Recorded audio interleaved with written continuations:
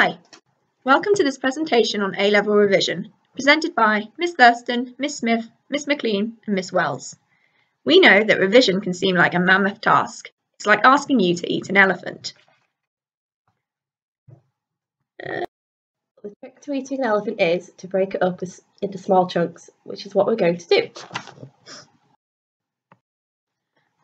I'm Miss Wells and I will be giving you some tips on how to prepare for revision. It is important to have a clear revision timetable which is realistic. Firstly, within your revision timetable, you should aim to break the work into bite-sized chunks. Hence the metaphor, the best way to eat an elephant is in small chunks. This makes things a lot more manageable, less daunting, and it also becomes clearer in your own mind where you need to allocate your time. Secondly, ways in which you could aid your revision now to make your life easier in the future would be to condense your notes down every half term. If you are struggling with organisation, speak to your teacher for support, as you will need an organised folder to succeed in A-Level history.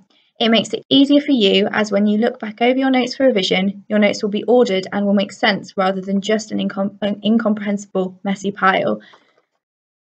When you come to exam season and revision, ensure you have a clear space to work in, no clutter and no distractions. And a top tip is to start revision early, so your brain is making well-established and strong connections. Perhaps begin to think about revision and your timetables in the March before your exams. Here's Miss Smith to talk to you about revision strategies.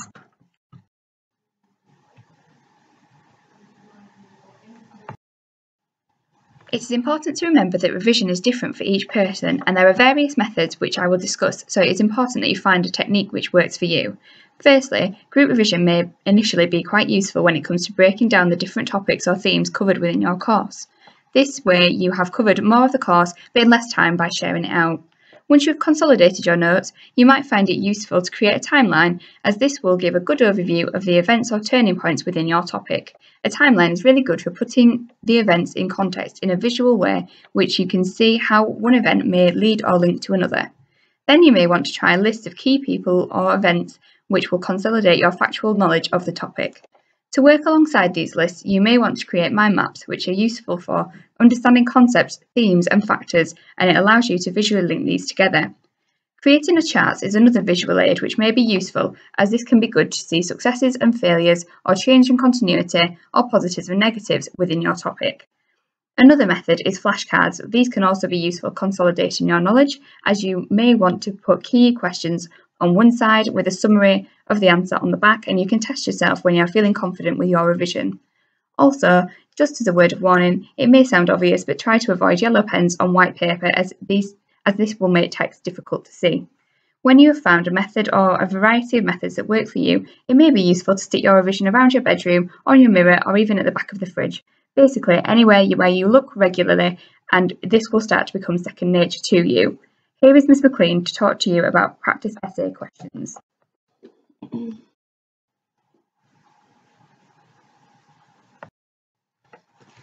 A really effective way to consolidate the knowledge that you have learned when using such revision strategies as mind maps and revision cards is looking at past papers and doing practice questions.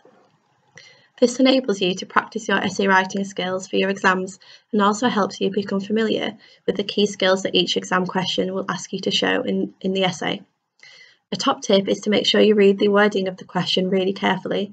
This is often a good indication of the type of skill it is asking you to show. A short plan is always a good idea as it helps you structure your essay.